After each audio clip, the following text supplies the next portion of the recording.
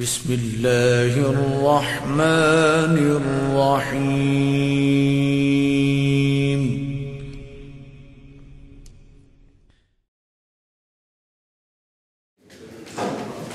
بسم الله الرحمن الرحيم.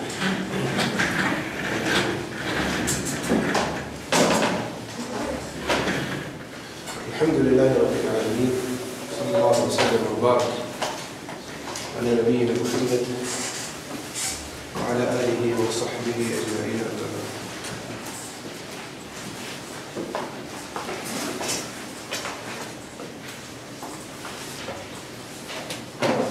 So where have we reached?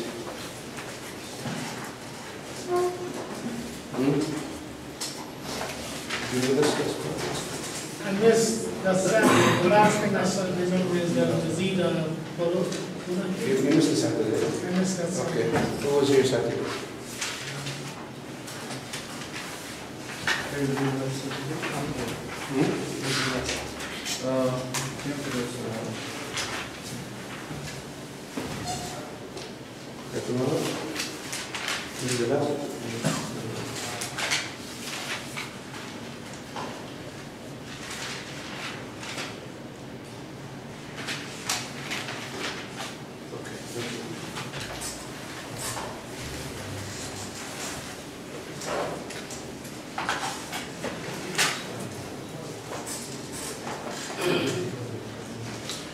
So we took about 3 meanings for this chapter, the first chapter, the chapter of Af'al.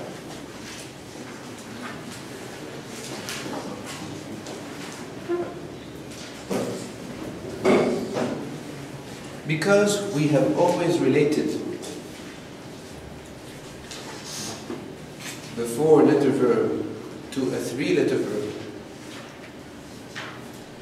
because af'ala is considered to be fa'ala and more, correct? What's the extra thing in af'ala that is not in fa'ala? The hamza. Okay? But sometimes af'ala comes without being related to fa'ala.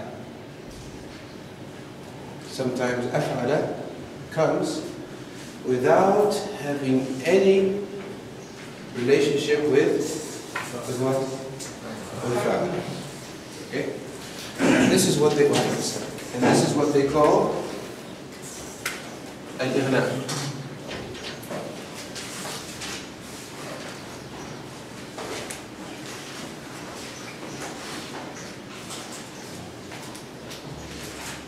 This is what they call an ighna. Al-ighna. Al-ighna. Al-ighna. Al-ighna. Al-ighna.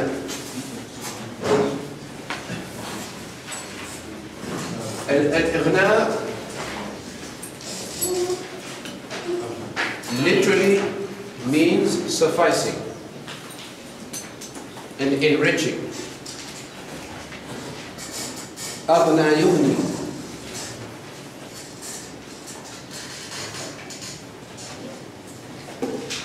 Sufficing. Okay? So,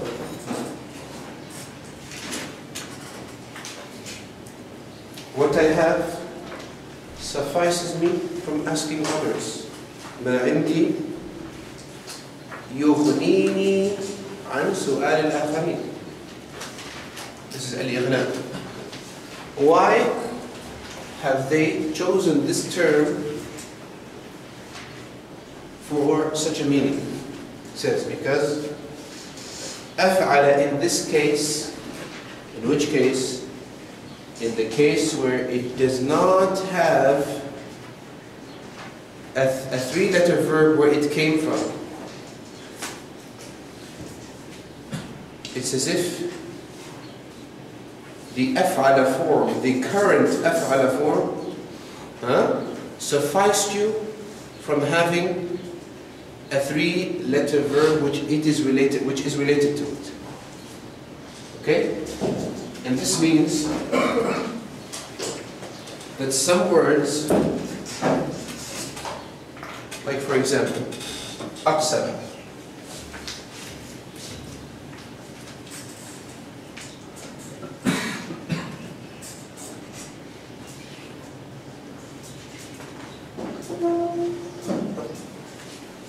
Aqsam.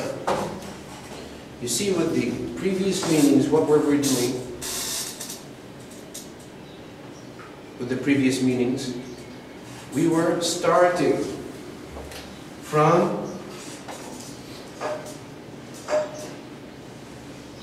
what the three-letter verb means, correct? And then we told you what is the difference when we bring it on this form and on this scale, correct? That's what we were doing all along. Because for example, if I say kharaja,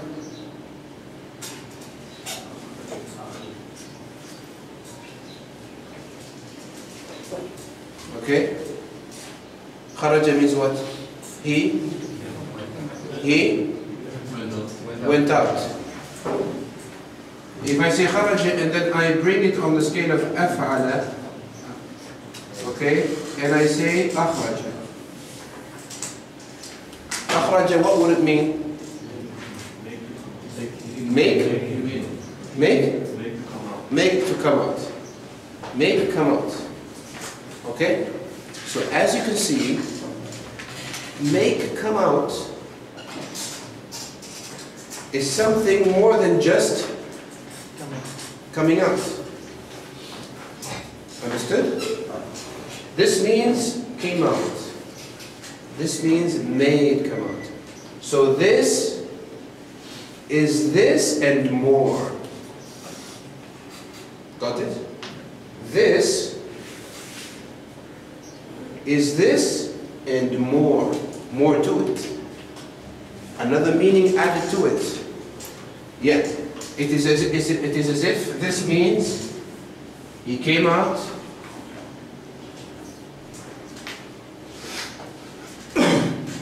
and this also means came out. Okay? But this is coming out and more to it. It is also included the meaning of what? Making. Got it? Okay? So with most verbs that have extra letters, there's always a thulathi which it goes back to, which shares its meaning.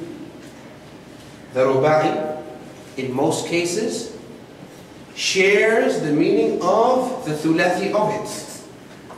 Understood? Okay, now this is on 4 letters. Kha and the Ra and the Jim are what? Original letters. And the Hamza we have, which is extra. Okay? Now, this meaning, kharaja, the meaning of kharaja has to be in this. And us adding the Hamza is adding another meaning to it. What is the meaning that we have added to it? Making. Okay? But in this case, it's totally different. In this case, this did not come from this. Got it? This did not come from this. And this does not share this one's meaning like this does.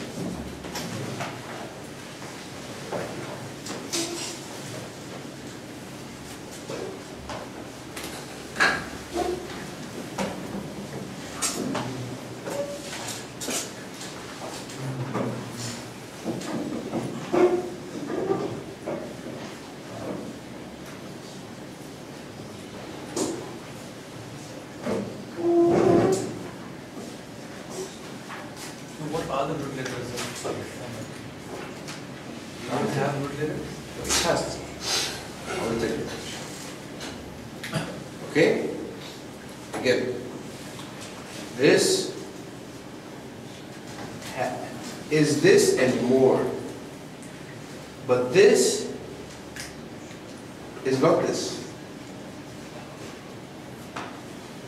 Is the Hamza here an extra letter? Yes, it is.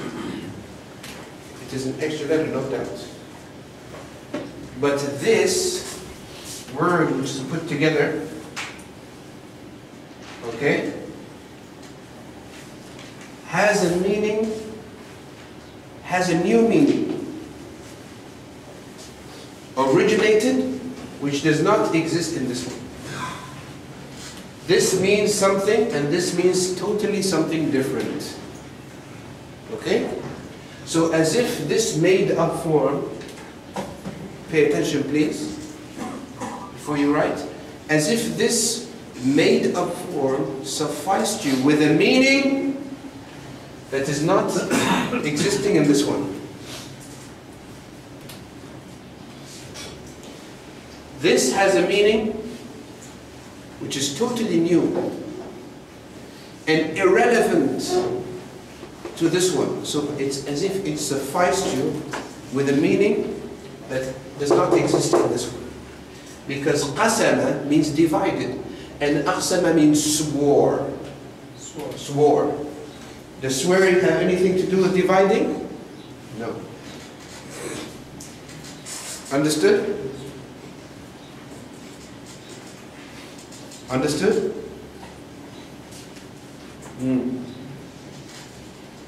You see, shyness is refused in two things. In marriage and in what? Huh? And in knowledge. Because when you get married, you have to look. There's no such thing as I'm not shy. Okay? It's okay, I will marry. I don't have to look at you. No. Prophet sallallahu alayhi wa sallam said, okay? Because this is the woman that you're going to spend the rest of your life with. And vice versa as well. Works both ways. Because the woman likes in the man what the man likes in the woman, and vice versa. Okay? No. You said the qasam means divided. Yes. Why aqsam means sword? Yes. What is the relationship between the two? That's what I'm telling you. There's no relationship at all. There's no relevance. But in the other one, this karaja, and akhraja means came out, and akhraja means making plus came out. There are some relationships in that one. Exactly my point. This is what I'm telling you. This is related to this, yes, but this is not. This is al-ighna. Al-ighna, when the form with extra letters does not have anything to do in meaning with what? With the three-letter form of the same root letters. Understand? Okay.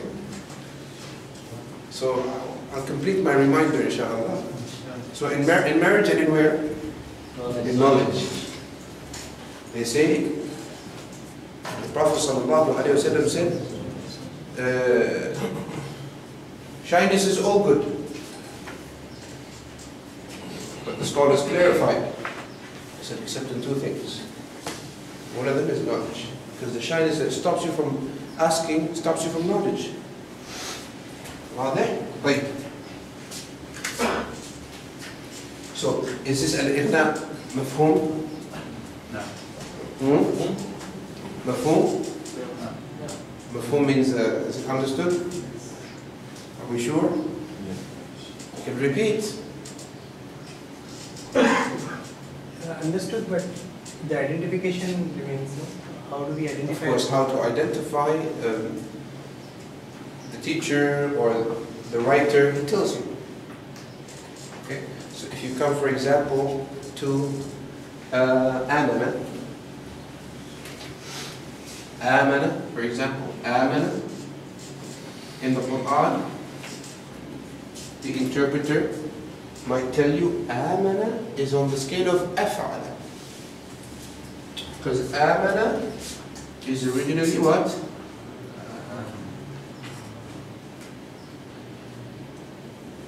A'mana. A'mana. In Arabic, when we have a hamza,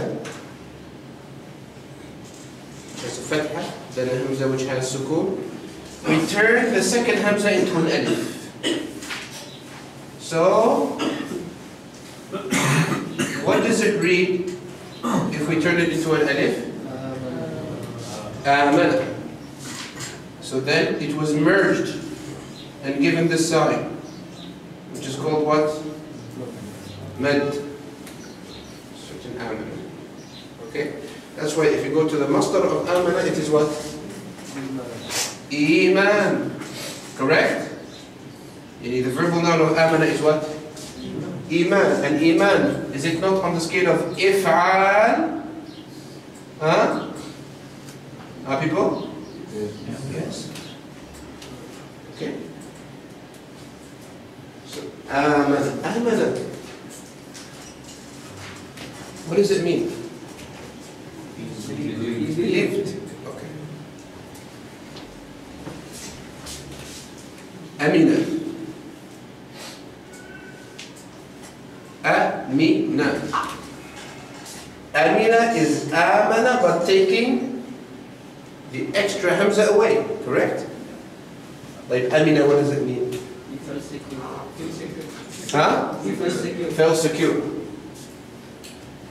Of course, some of them say there is irrelevance.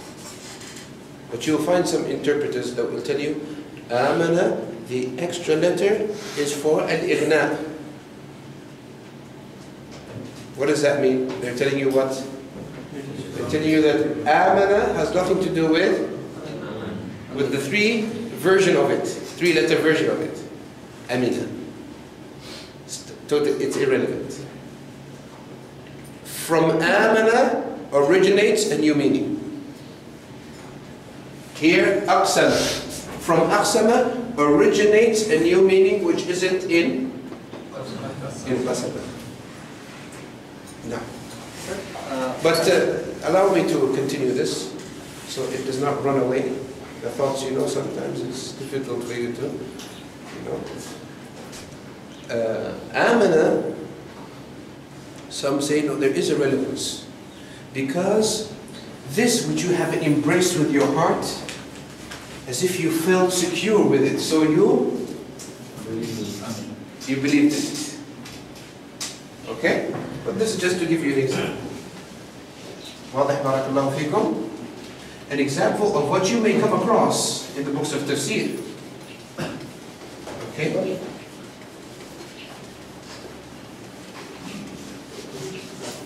And this is a very important issue. Why? Because some scholars who have some deviated methodologies will embed in what meaning they choose their deviation without you feeling it. I'll repeat that. Some scholars will have different methodologies other than the correct one, who has, for example, a deviated methodology in the names and attributes of Allah, as we explained before. Okay? They will, sometimes they use these issues, Arabic, to include their deviation. So it would be easier for you to digest it. Okay? For example, we will take in grammar that al-kalam,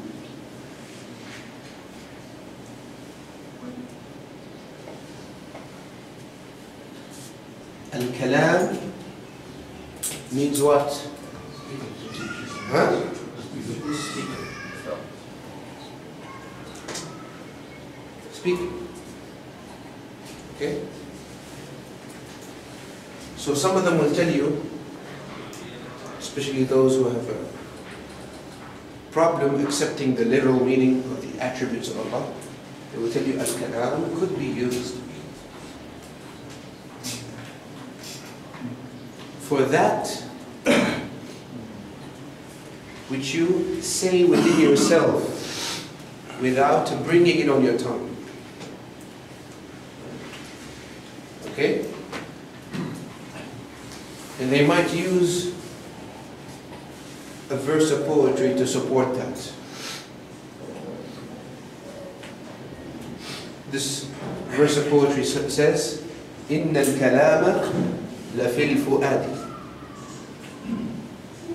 Speaking is where? فِي الْفُؤَادِ, in the heart. Okay? So, they want to prove to you that what you say within yourself is called what? Why? This is an introduction. They are preparing you for what they believe in the kalam of who? Of Allah. So they want you to accept the fact that the kalam which is attributed to Allah is what? The inner speaking.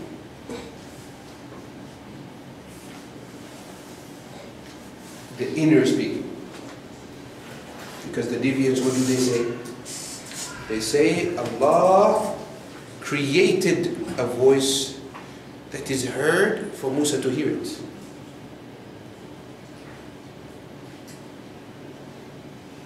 They say Allah spoke in that manner.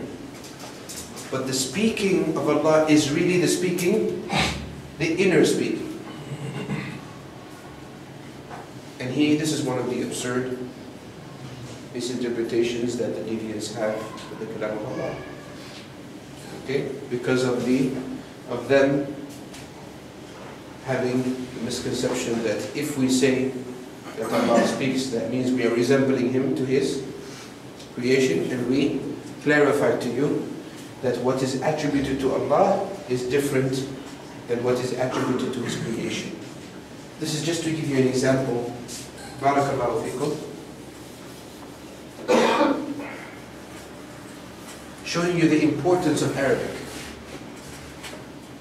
And that Arabic not only helps you to understand the Quran and the Sunnah, but it prevents you from falling into the wrong understanding of the Quran and Sunnah that you may have.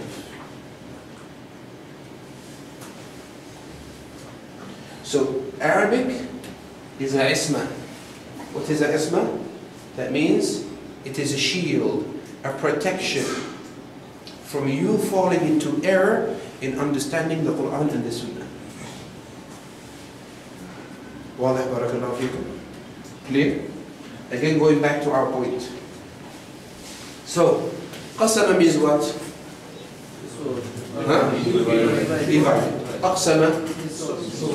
Any relevance? Now. There is similar resemblance towards asama and asama. Like swords and divides. There is some Swearing. Not sword. Swearing. Swearing. Right, no problem. Swearing. Qasama is if the name has a sukoon, is that different qasam? No, not qasam. Qasama. Qasama. Yeah, but if the name has a sukoon. If the meme has a sukoon, then that's the verbal noun of qasama, of aqsama. Okay? No. How would you bring that down on the scale? Is the aleph, is it an extra letter? Yes, it's an extra letter. Aqsama is on the scale of af'al. Okay. No. Aqsama is on the scale of af'al. because the least number of letters. So the only thing changed is the meaning of the. Yes, things the that- meaning. Yes, the meaning. That it's, Yes, it is from the same root letters, but the meaning that this has with the hamza is different than the meaning it has without the hamza. The masdar of iqsama should be iqsama, right? Not Iqsama, yes, iqsama. Then what is qasam? But also qasaman. Okay. Also qasaman added to it. So you have iqsam and you have qasam. Okay? Wait. but the only way to truly know that these two are different from Mazid and Kalemah is if you know the vocabulary, right? Yes, You of know the word course. itself. That's why some issues you have a principle to go back to, and some you don't. That in which you have a principle, we call it what? Yes. Qiyas. I don't know if we have introduced to you Qiyas and Sama. Yes. In level 1, okay, good. In level 1. So if you go back to your level 1 notes, you will find that in some cases you have a principle to go back to, and you don't need to go back to the dictionary to get the meaning. This is called qiyas. Qiyas is when you have a principle you base the example on. But when you don't have a principle to go back to, and you need to go back to the dictionary to know what the word means and how it's used and to which chapter it belongs, this is called sama'. Sama' means hearing literally, but what is meant is that you don't have a principle to go back to, so you are going back to the dictionary to know how the Arabs said it. How the Arabs said it. One might say, why make a distinction between what is called sama' and what is called qiyas if all of it is heard from the Arabs? We say because when it is a qiyas, an issue of qiyas, you don't need to go back to the dictionary. You can go ahead and do to the word whatever the principle necessitates without you waiting for someone to tell you to do so. واضح? So qasama, aqsama has nothing to do with qasama. Also aflaha.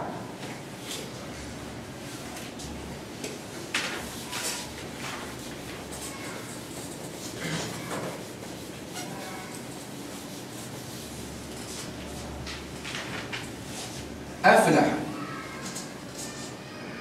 أفلح أفلح, what does it mean?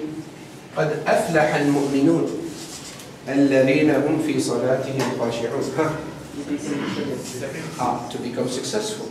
Okay? To become successful. أفلح became successful. Okay. أفلح does, يعني if you go back to the root letters and make fa'ala out of it, will you come up with the same meaning? No. It will be a totally different meaning. واضح? Also, ألقى.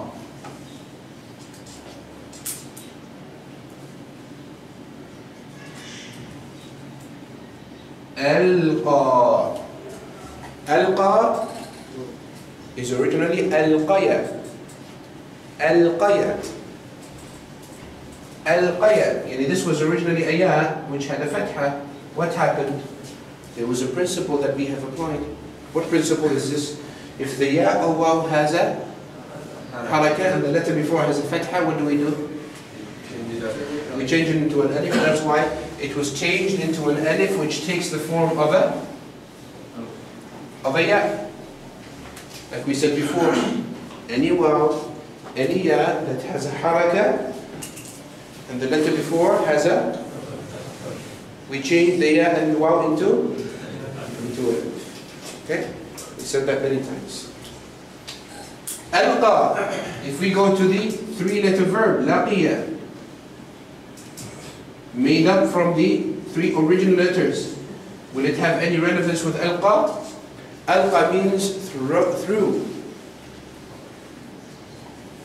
through.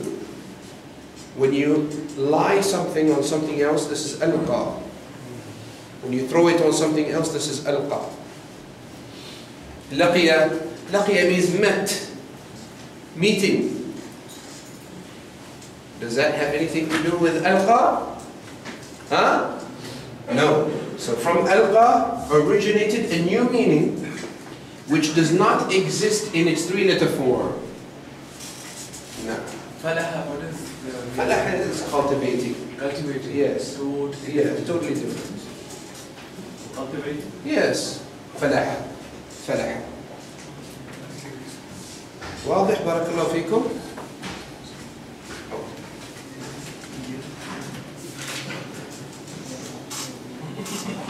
You convert these, excuse me, you convert these the same way you convert the mazid? Same way. This is all أفعل. With the yeah, with the dhamma over the yeah? With the dhamma? What do you mean? When we converted the, In the congregations, you mean? not the congregation? He's talking about Mubarak. Yeah, mudari. Mudari, of course, as we said, the harf of the mudari takes a what in this case? Dhamma. Takes a dhamma. So we say, أقسم يقسم. Allah subhanahu wa ta'ala said, فَيُقْسِمَانِ بِاللَّهِ لَشَهَادَتُنَا أَحَقٌّ مِّن شَهَادَتِهِمَا. So they swear by Allah. They swear. يُقْسِم. You. Remember, always remember that when the verb contains 4 letters and you bring it to the mudari', what does the letter of the mudari' take? Huh? A dhamma. And this is different than the 3, 5, and 6 letter. Okay? So aqsama, the mudari' of it is what? Yuqsim. You. But the mudari' of this one is what? Yaqsim. Qasama. Yaqsim. Yeah. So what tells you, let's say you had just the mudari'. Just the mudari'. What tells you if this is from a 3-letter verb or from a 4-letter verb? The dhamma on the letter of the mudari'. So when you see a dhamma on the letter of the mudari', what does that mean? It's from a 4-letter verb. Okay? Unless it was passive, that's something else. This is Qasama yaqsimu. Qasama yaqsimu. He divided, he divides. But this is, he swore, he swears. واضح? Okay, understood? أفلح يفلح. He, yuflih is what? He becomes what? Successful. Alqa yulqi.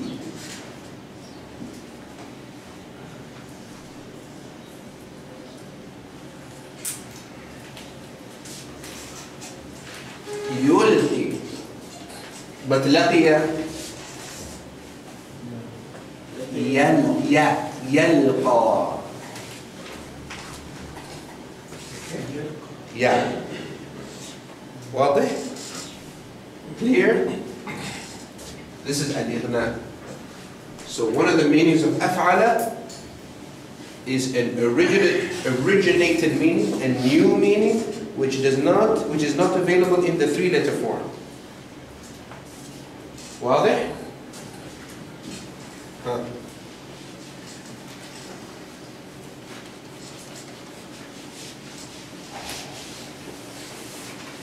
Last meaning, no. I'm sorry, teacher. No problem, no problem. No, There's no sorry in seeking knowledge. Don't worry. You put a yeah on that yalqa. Yes. You put yeah. You didn't put that alif maqsur. Yes, because in yalqa, it is from laqiya. يلقى. لقي يلقي. يلقي. And we said when the ya has a haraka, and the letter before has a fatha, what happens? That's why we said yalqa. But in yulqi, the shad. no, yulqiyu. The ya, yes, it has a haraka, but the letter before has a fatha. This is yalqa. This is how yalqa was in its original form. You. Okay? And the from the four letter yul qi you. That's why I told you, focus on two things, especially in the beginning of your seeking of knowledge. Focus on the definitions and the principles. When you get a definition or a principle, hold on to it and memorize it just like your name. If you do that, everything will be easy. If you slacken off and you don't, you will not go nowhere. There will not be any progress. So hold on to the principle, memorize it, practice it, and everything will be easy. Now, what does the principle say regarding the ya and the waw? If the ya and the waw has the haraka, and the letter before has what? Fatha, what do we do? Here, in both cases, does the ya have a haraka? Yes. Yes. But the letter before here has a fatha, and here? So where do we apply the principle? The first one. That's why here we said yalqa, and here we said yulqi.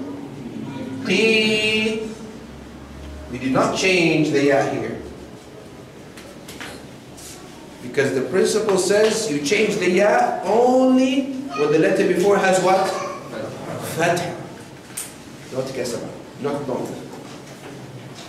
See the importance of the principle? The principle does everything for you. So hold on to it. Because once you have that, once you program your mind on changing the ya and the waw whenever it has a haraka and the letter before has a fatha, you recognize that in everything you read.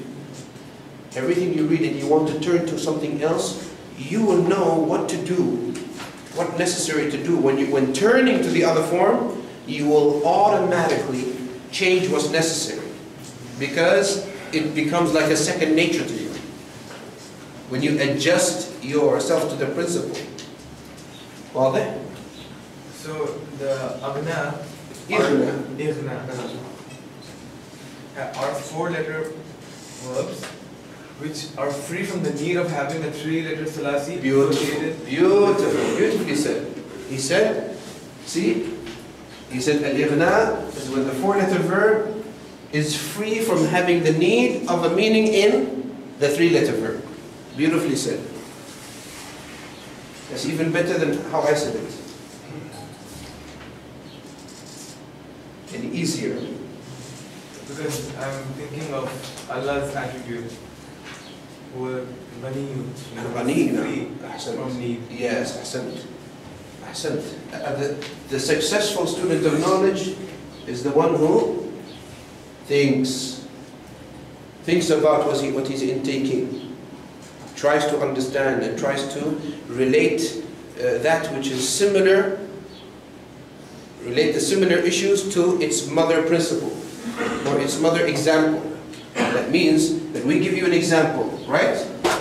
This example, you as a student of knowledge, you're supposed to relate all the resembling examples to this main example that we have given you. So you take this example as a main example, as a principle that you can relate all the similar examples to. Clear?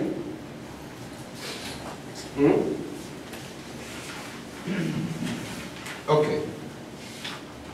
The last final meaning we're going to give you to أفعل. Sometimes أفعل means exactly فعل with no difference. Okay? And this is what we call الموافقة.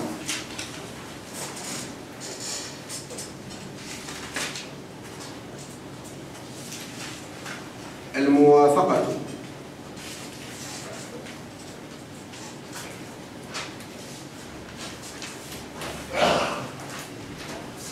الموافقة.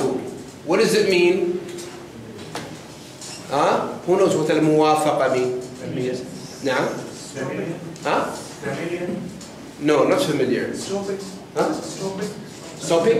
No, that's موافقة. But this is موافقة. Agreeing. Good. That's the meaning of موافقة. موافقة is agreeing. That's one meaning of الموافقة. In compliance with. In compliance with. In compliance with. That's close, but not really the meaning of موافقة. Now. But good. Sometimes it is used metaphorically as complying with something. موافقة is going accordingly. Going accordingly with something else. So it is, that's why an agreement is called موافقة. موافقة, اتفاق. اتفاق is from موافقة. Okay? اتفاق is originally اتفاق. اتفاق. This you will learn later, inshallah. Okay? Al-muwafaqa. Going in accordance. Going accordingly. Agreeing. This is when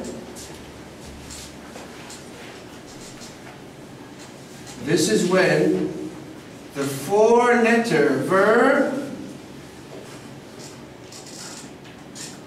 means the three-letter verb with no difference. It's just a difference in dialect.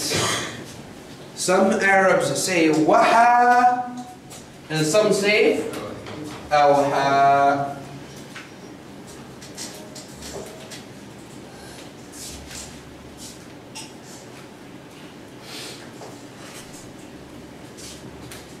Waha, awha. Awha, what does it mean?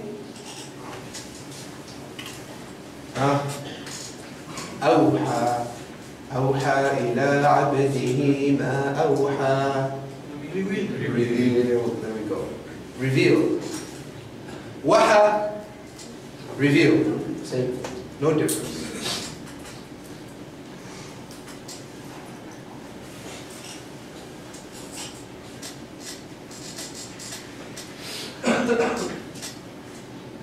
Okay? واضح? Just a difference in dialect. Some Arabs say waha, some Arabs say awha.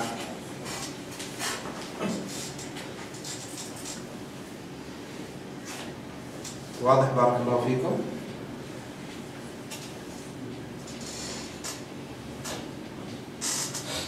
What does muwafaqa mean? Muwafaqa means when the four-letter verb has the same meaning. There's no difference. Same meaning as the three-letter verb. There's no difference. It agrees with it. In meaning, it does not exceed it in what it means. Waha, awha, same.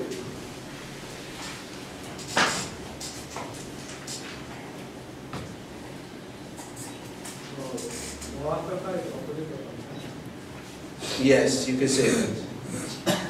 Opposite of al-mukhalafa. Now. What? No. Muwafaqa does not mean according to principle.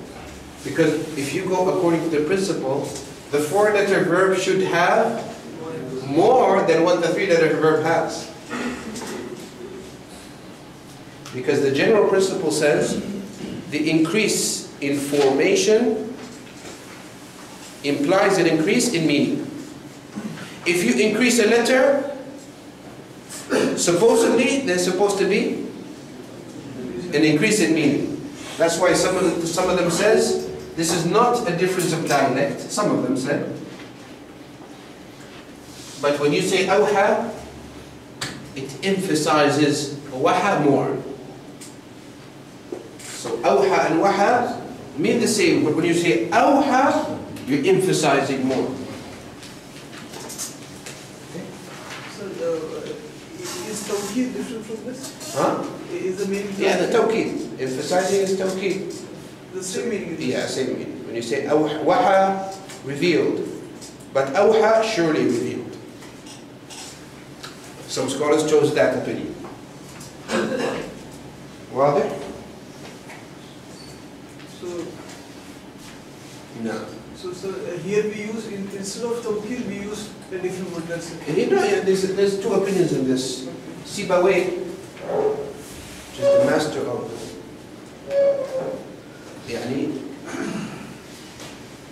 the one who really grounded the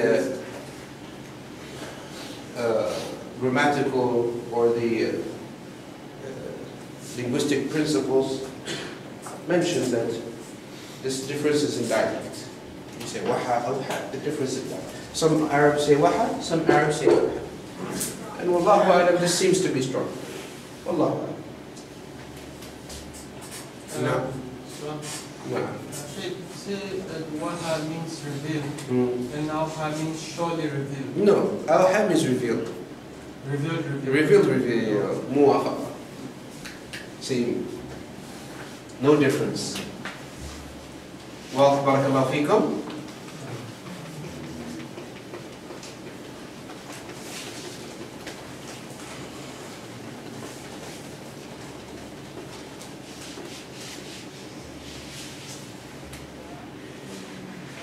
Okay.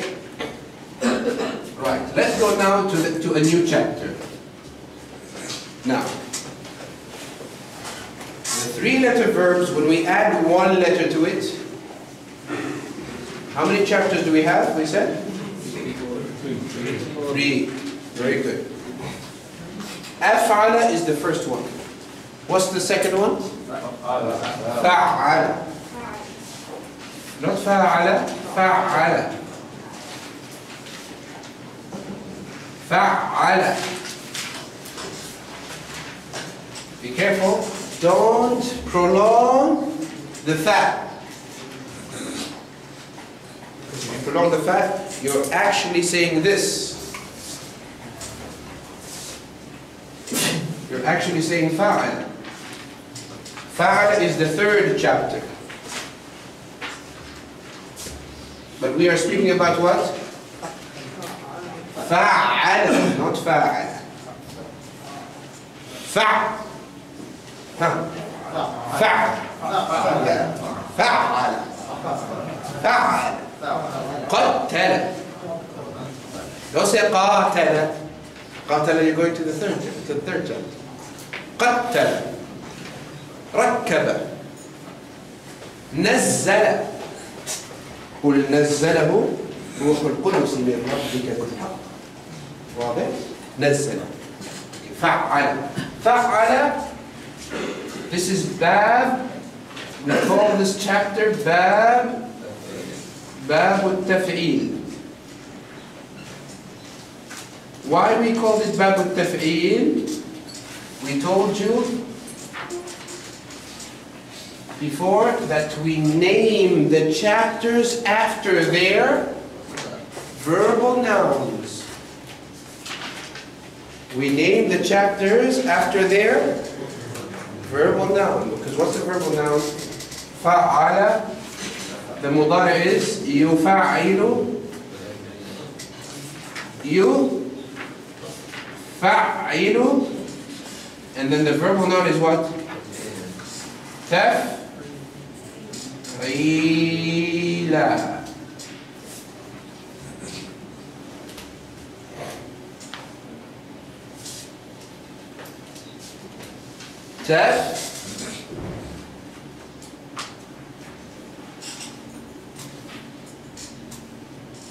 تفعيلا. Is the Perila for the water? Huh? Is the Perila for No, تفعيلة is the verbal noun. تفعيلة is the verbal noun.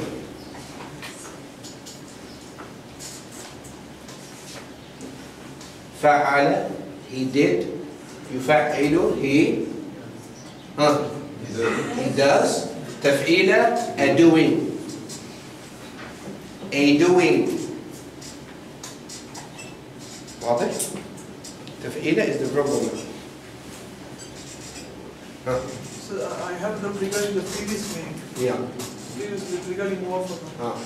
Like, is it that some scholars say there exists muwafaqa in that form of in that formation there exists meaning muwafaqa, and some other scholars say there exists a tawqid. They don't say that both exist, both the meaning exists. No, it's not a matter of existence. It's a matter of what? It's not a matter of existence. It's a matter of this. Does it mean just that? Or does it mean this and more? Understand? So those who say that there is tawqid, meaning tawqid in it, they also say that there is also this muwafaqa. Yes. That's also No, but muwafaqa, they say it's the same meaning, but when we add a letter, we add what? Which meaning?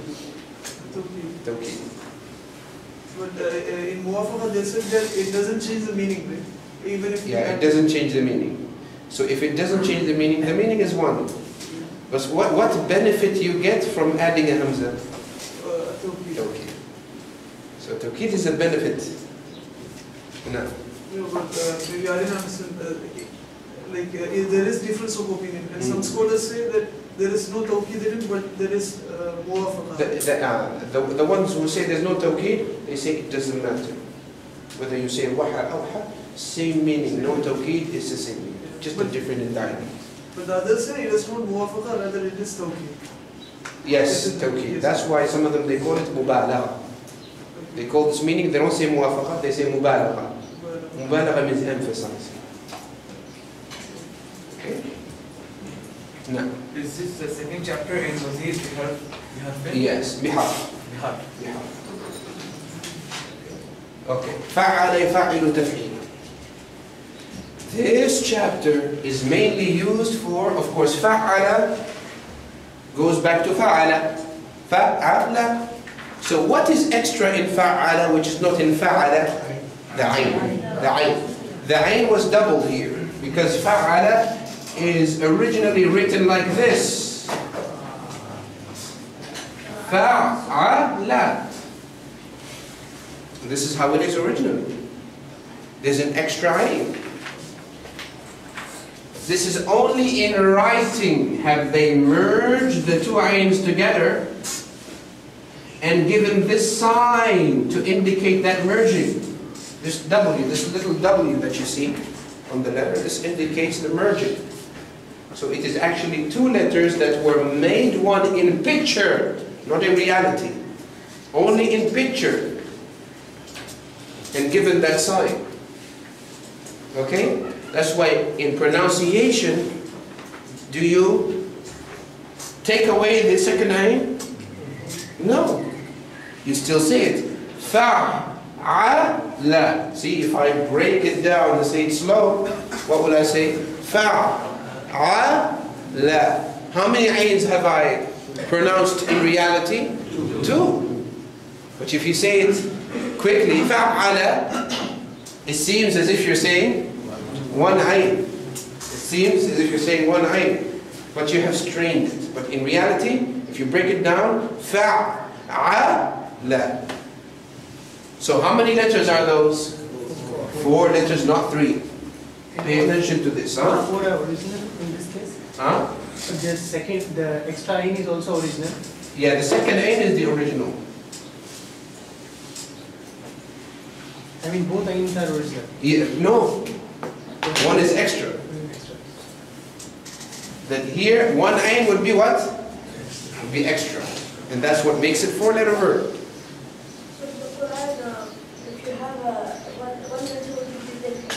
If you have you have a letter, you get hasana. If you have a letter, If you have, in the Quran, there are many letters, right? So if you read one letter, a word. again, sorry, some people were speaking, couldn't hear you, huh? Again, sorry, if the, In the Quran, for each letter you get 10 hasana. aywa. So for Ushadda, it will be 20 hasana. Yes, it will be 4. 4 multiplied by whatever is multiplied. Yani for fa'ala, how many letters you're reading? 4 letters. Jayyid. Good understanding. Right. Fa'ala. This chapter is mainly used for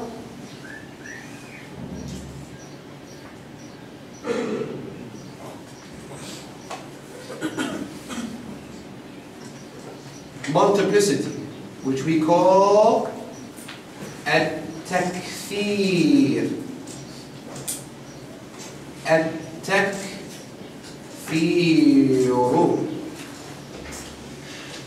Takthir. Increasing, multiplying. Okay? This is the main meaning it is used for, at-takthir.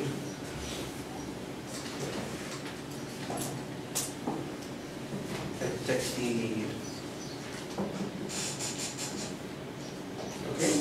Pay attention here, because this is a delicate matter here that needs much attention. Now, sometimes you wish to say, he did, fa'ala, okay? But you want to say that he did this act many times.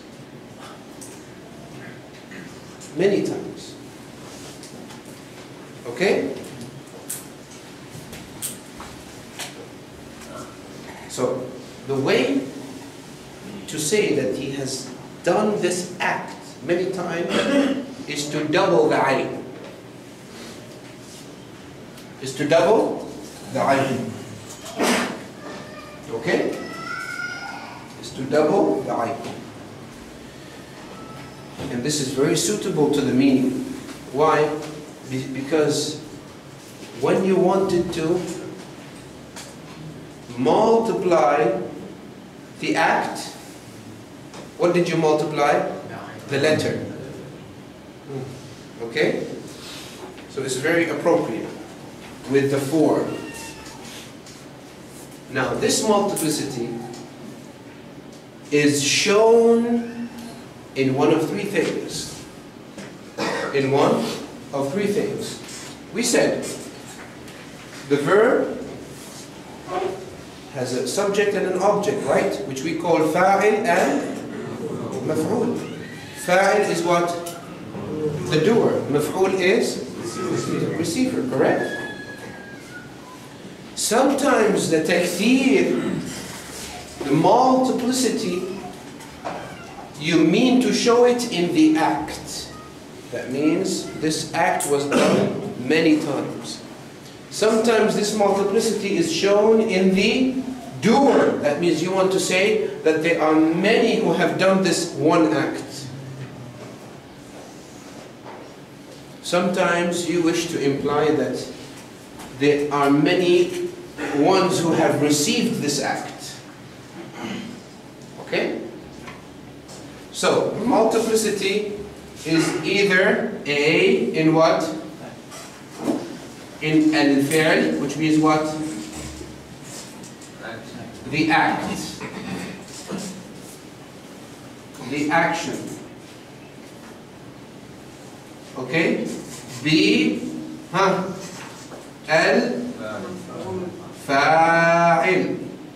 which means what? The doer.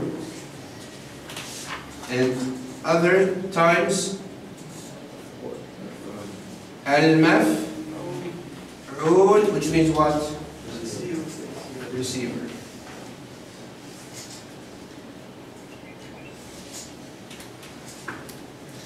مفهوم? Clear? I will give examples now.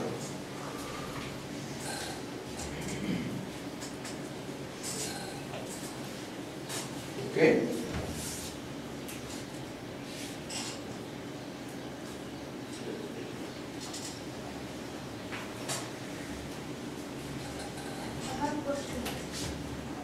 مات.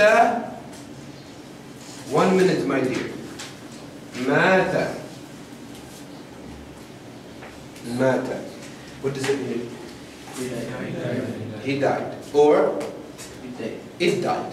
Whatever is said about is said to he is said to it. So مات, he died or it died.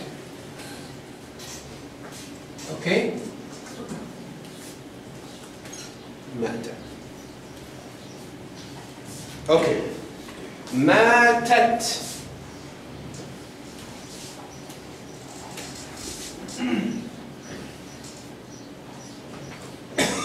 What does matat mean?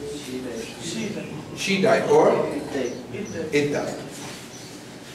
A female it. Yes. A feminine it. Okay? This is understood? Mata, he, matat.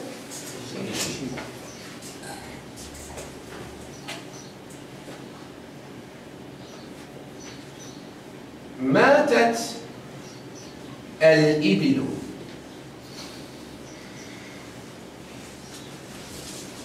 الإبل is the camels. The camels. ماتت الإبل. What happened to the camels? They died. The camels died. Does it mean many camels died? Yes. No. Think about it. Just one camel. No. If I say camels, Camels. it has to be 3 or more, correct? Yes? So the least is what? 3. If I say the camels died, does it necessarily mean that many camels died? Huh? At least 2. At least 3. Correct? Huh? It's more than one. More than 2. Okay? What about 2? Of course, it's different in English and Arabic. In English, if you say camels, okay, you mean 2 or more. But in Arabic, we have the least of group to us is 3. So it's this mean camels died. It's more than 2, but not so many. But you're not saying too many. You're just saying the camels died. Okay? Yani, when you say the camels died, it is not clear in this statement of yours that many camels died. Those camels could be 3, could be 10, could be 20. Allahu Alam. Okay? How would the person you are reading this message to understand what you're saying? Huh? How would the person receiving the message understand what the meaning is of American marriage? How is the best way? Say you tell me you read this message. Now? Probably you are trying to tell me some camels died. Yes. How would I know the exact amount?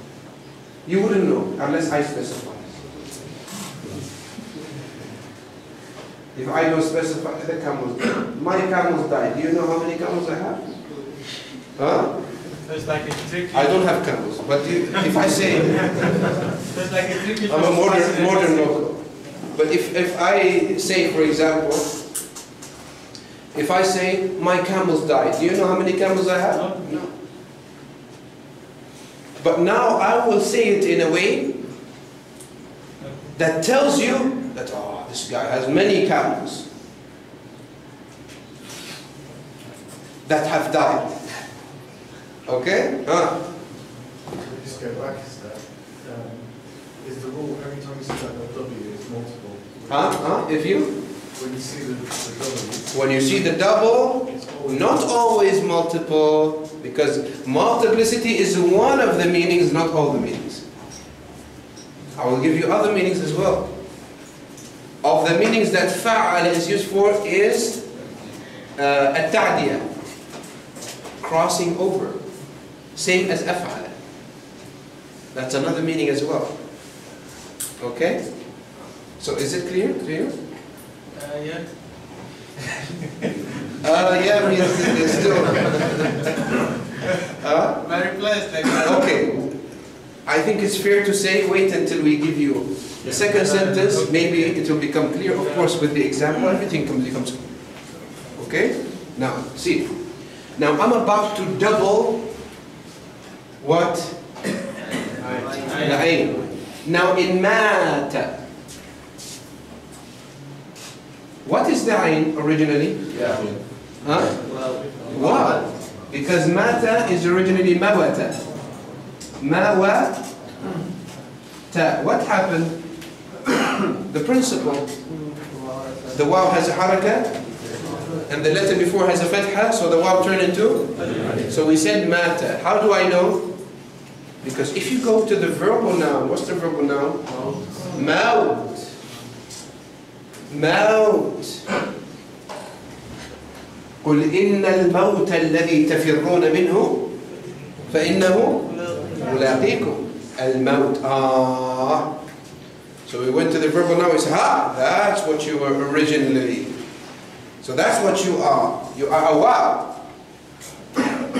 Okay? So al-alif is originally a waw. Now, if we double the waw,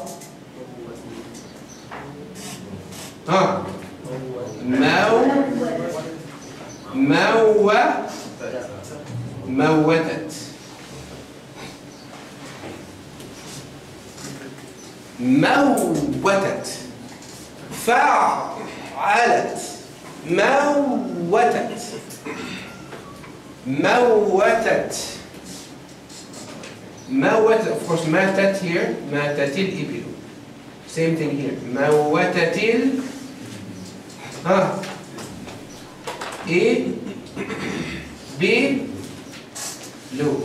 موتت الإبل. What am I telling you? Many camels died.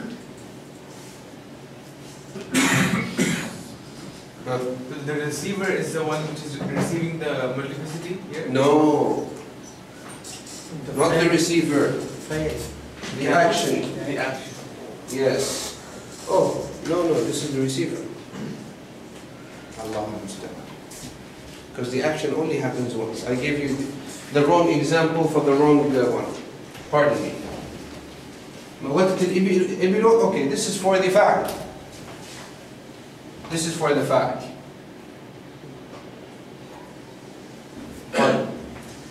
I confused the fa'il for the fi'l. This is the fa'il. This is the example for the doer. So here, matat al-ibilu. I want to say that many who have done this act, or whom this act happened to. So I want to increase what? The doers. If I say matat al-ibilu, how many camels died? It's the same example that I gave you, but this is for al-fa'il, not for al-fi'l. Yani I started giving you this. I was supposed to start with this, I give you this. Matat al-ibilu. Who died? The camels. Here we say here, where's the fa'il? The camels died. Where's the fa'il? Where's the doer? Where's the doer?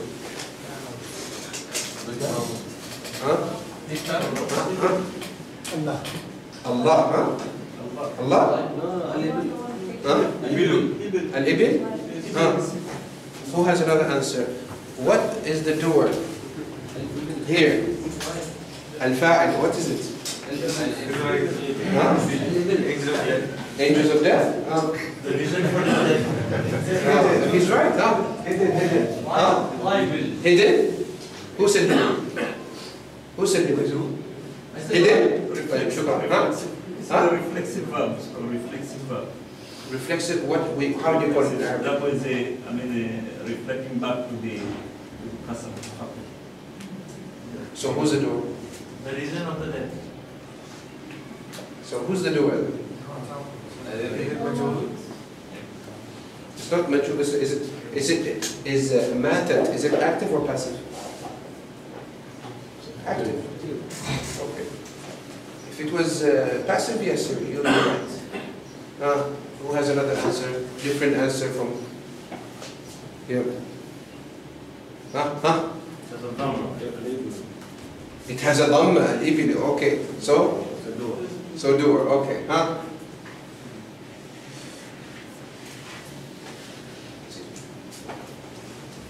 This is why we say different terminologies in different sciences and in different languages as well. Okay. We have a principle that says the noun which follows the verb having a dhamma is the doer. Al-fa'il is called the fa'il. Even if the action happened to it. Even if the action happened to it. Yani for example, if I say Mata Muhammad. Mata Muhammad. Is Muhammad the doer of death? Huh? In reality, no. But here, grammatically, this is what? Huh? A verb. Now, if following the verb, you see a noun, and that noun is in this state, a state where it has what? A dhamma, it is the fa'il. It is the fa'il.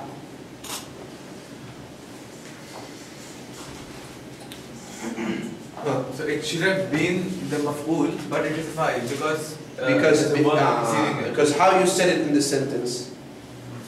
First verb, then yes. First verb, then the noun, the following noun, which is in this state, is what? Is in a dhamma. And we told you that once the noun, which comes after the verb, has a dhamma, that it is what? It is the doer, it is the fa'il, yes. That's why in grammar, when they define the fa'il, they say the noun which follows the verb in a state of rafa. Rafa is a certain state which takes a dhamma. In a state of rafa,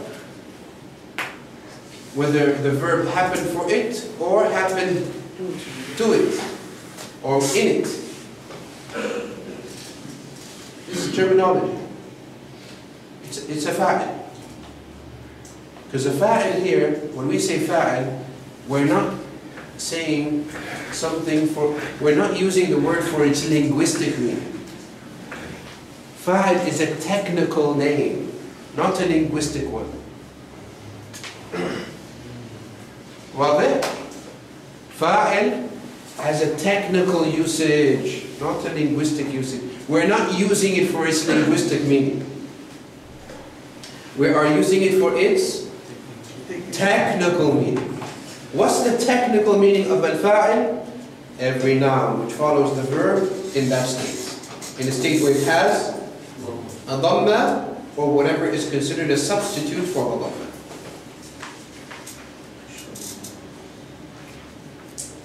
Wadah? Clear, or should I repeat? Huh? Repeat. See. ضرب.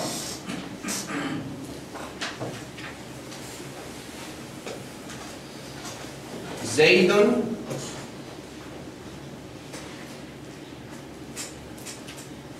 عمرو.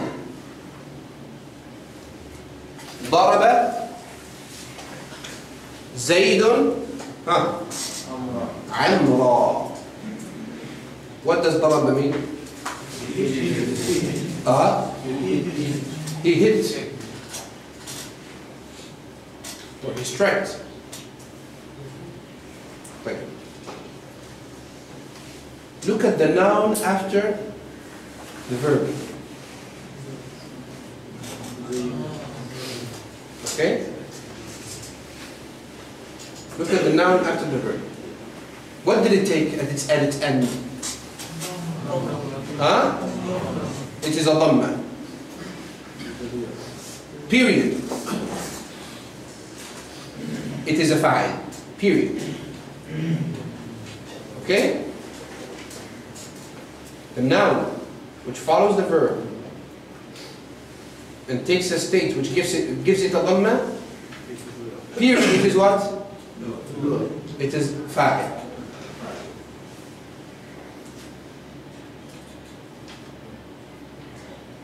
Okay? So, going back to Mata Muhammad.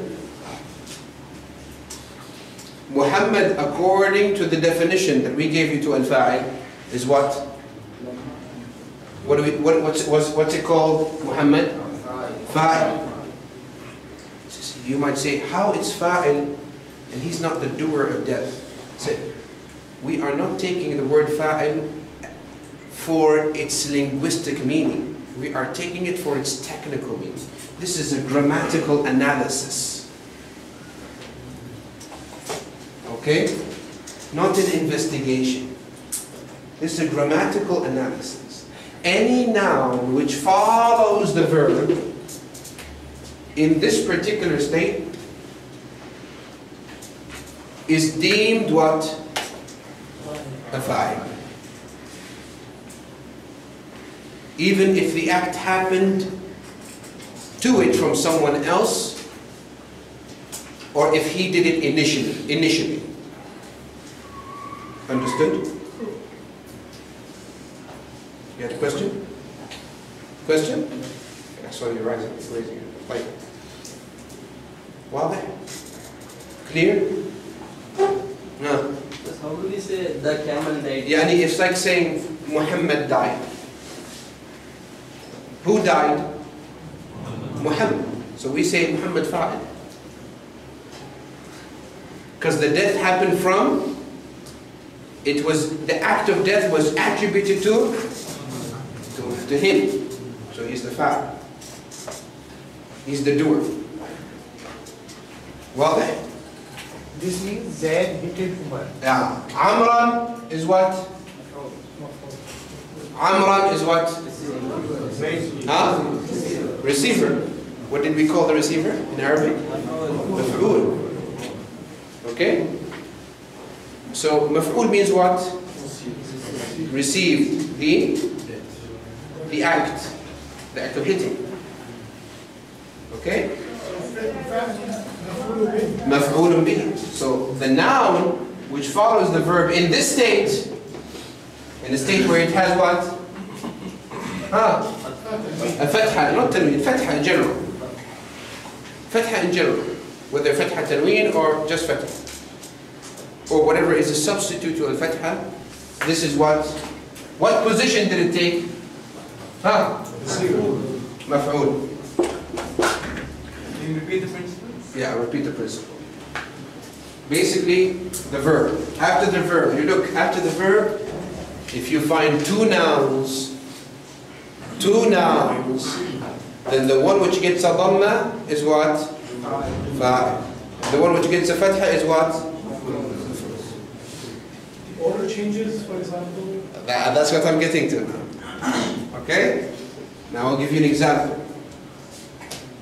And this example will show you that there's no way to understanding the Quran without learning Arabic. So for example, and I'm sure many of you know which example I'm going to use. إنما يخشى الله. You said Allahu. I heard someone say Allah. إنما يخشى الله. Allahu a'lam. We'll leave it like that. من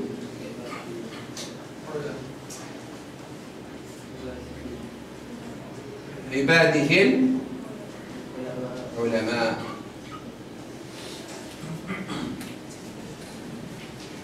إنما يخشى الله من عباده العلماء. يخشى, what does it mean? Huh? He fears. Okay. Here we have two sides. The first one is what? Is who? Allah. The other side is who? Al-ulama. Right. Now, of course, there's no other option in this meaning. Who feared who? Huh? The ulama feared Allah, or vice versa? Huh? The ulama, definitely. So who's doing the fearing? So what does the end of an ulama get? A dhamma or a fatha? That's why you see al-ulama. That's why he corrected him. And who's being feared? So Allah, what will it get? Fatha. Allah. If you read إنما يخشى الله من عباده العلماء, that meaning is kufr. Correct? So if you do such a mistake in Al-Fatiha, your prayer is not valid.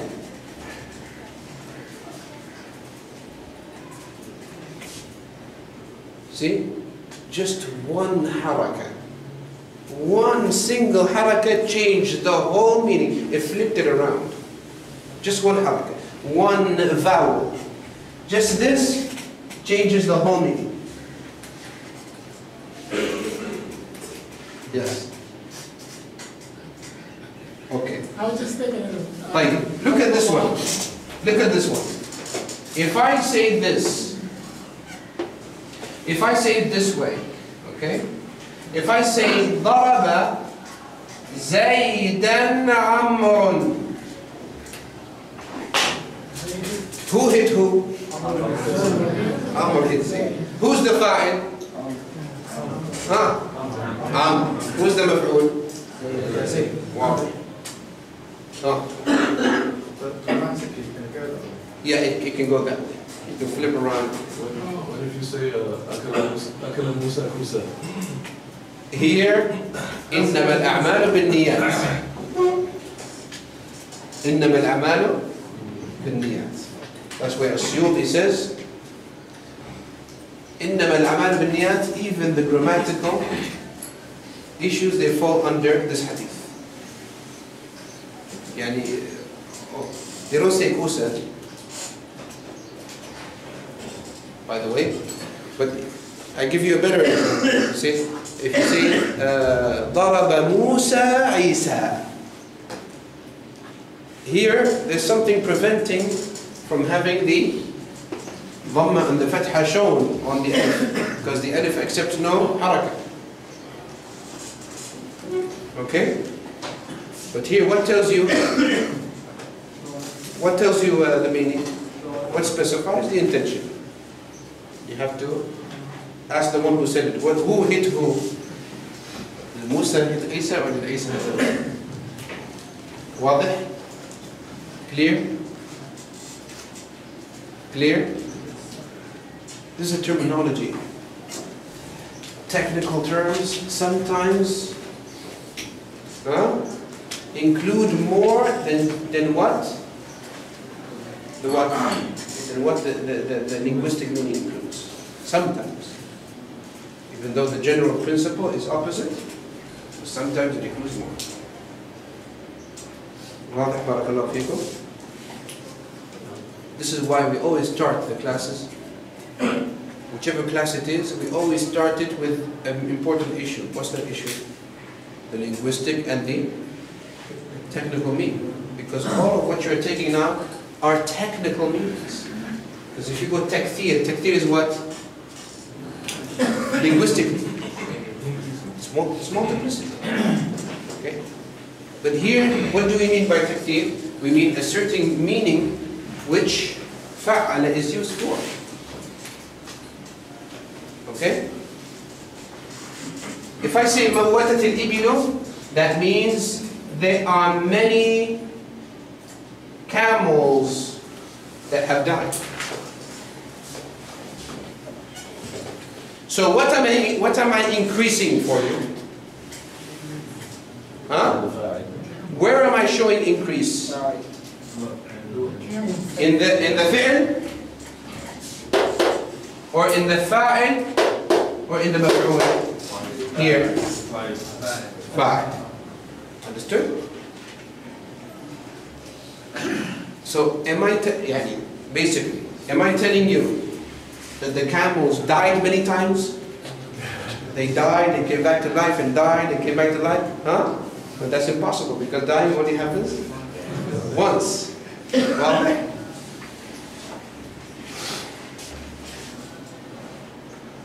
but if I'm not telling you that, what am I telling you then? Huh? Many camels died. Large number of camels, what? Died. Well, clear? Like we say, yunazzilul ghaysu. Huh? Yunazzilul ghaysu. Huh? Yunazzilu is for at-ta'dib. Nazzala, made come down. For making. Yunazzilu. Yunazzilu. Za has a... Has, yes. Yes, that we will take it tomorrow, inshallah. Okay? Now. So how do we say the camel died? Because al-ibil is it... Matat al-ibil. Matat al-ibil. Yeah, one camel you mean? The camel died. The camel died? Matat al-ibil. How can we say the camels died? So what's the difference between matat al-ibil when we say the camels died? Because many camels died. No, when we said matat al-ibil, yeah, we said the camels died. The camels died. So how do we say the camel died? Is it single? The single camel? The camel matat al-naqatu. Well, that's a different word is used, not ibil. Yes, because in ibil we have something called ismu jama'. Yani a noun which was made in the beginning to imply a group and does not have a singular of its type. Like ahl.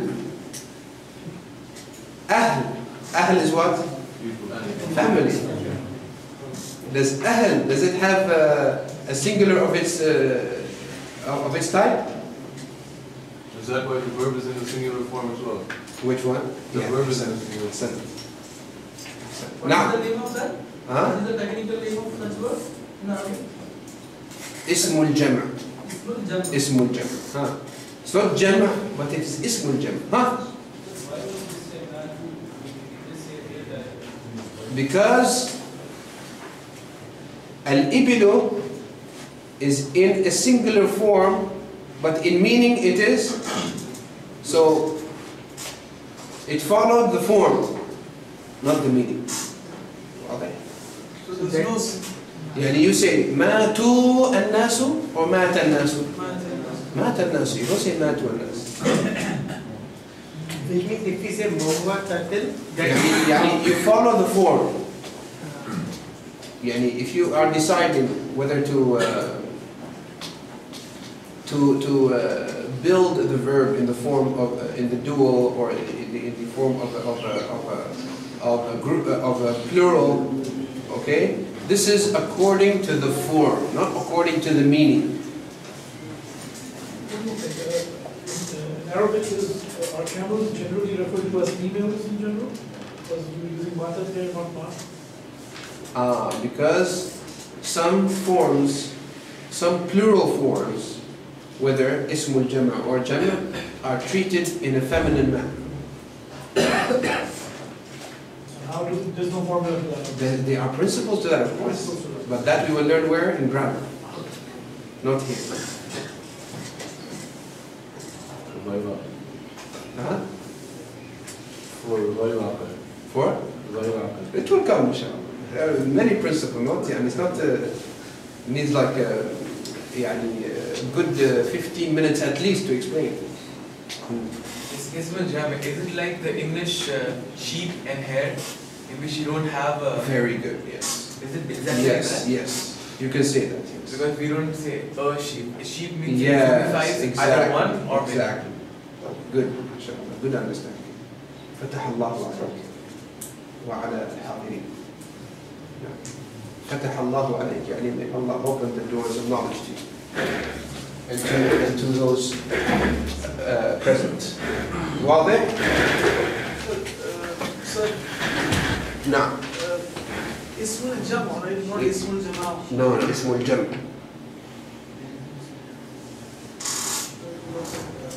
واضح؟ If you take an example of something, not camel, which has a singular and a plural, then we cannot say mawatatil with a singular form. It won't imply that many of those things died. If you?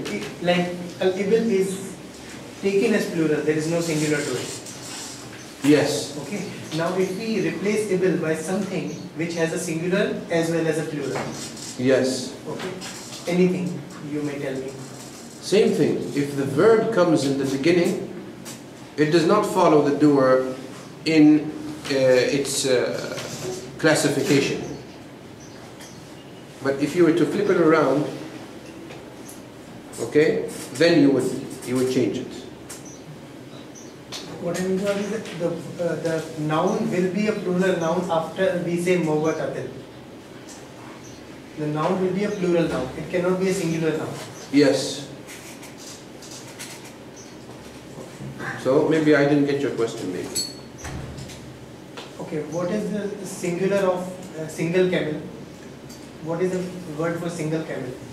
We have a name for the single female camel and the single male camel. Okay, single female. Female, an-naqa. An-naqa. An-naqa. An-naqa. So can I say mawatatil an-naqa? No, matat an-naqatu. You cannot say mawatat an-naqatu, because if you say mawatat an-naqatu, you're saying that that single camel died many times. This answer. Yes. This answer. So if it goes to coma and dies? Woman died? No, coma. Coma? Coma. Coma, it is coma like a Sharon. Not dead. Not dead. Went into a coma, yani? Coma. English word coma. Unconscious state. Unconscious state. Yes. Fell into a coma. Yeah, then. We don't say died for that. Not even in English we don't say that.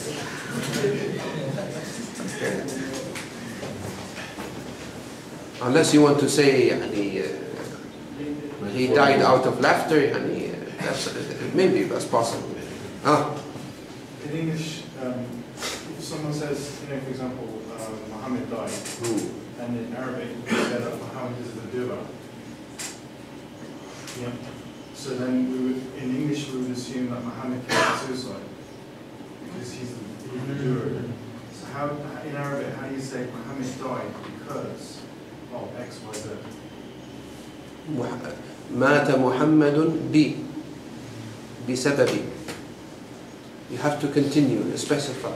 It says, why did Muhammad die? Because of what? What caused him to die? So you have to complete the sentence saying Muhammad died because of so and so and so. Okay? But Muhammad died, if you say it in English, it doesn't mean that Muhammad committed suicide. Maybe I understood you wrong? No, but maybe I've understood it wrong because you said that Muhammad is the doer. Yes. In the example, it's the person, the camel is the doer. Yes. So, grammatically. So not in meaning, who's the doer of death? the way you have said it and the position you have given each word is that you have made Muhammad the doer by referring to him the act. He's doing the act of dying. Yes. He's doing the act of dying. Yes, you can say that.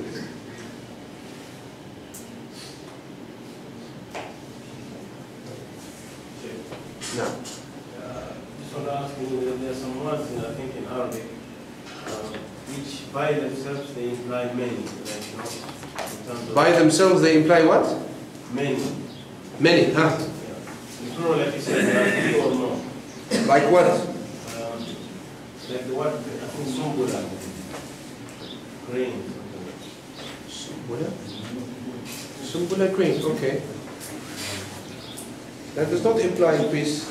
And sanabil, I don't know what's the difference. Sanabil is the plural of sumbula. It's the plural, sanabil. So it doesn't mean that it's many in its form the way it is used. No, if you say sumbula, that's a single. Sanabil is the plural. No. What are the meanings of this? Fa'ala, yufa'alu. Fa'ala is not a meaning. Fa'ala is the skeleton. It is the scale. It is the scale that you weigh words on, that you use to weigh words. That means it's as if I'm telling you, I'm giving you a format to follow. This is the format. Fa'ala. It doesn't have a meaning in this usage. Huh? He did like that. He did. Yes, you can say that. Fa'ala, he did many times. He does many times. Okay. Fa'ala, he does. Yufa'ilu. Fa'alu. Yufa'ilu. Yufa'ilu. He does. Yes. And the last one? Taf'ila. Okay. The act of doing? Yeah. The act of doing many times. According to this meaning. Taf'ila is a masdar.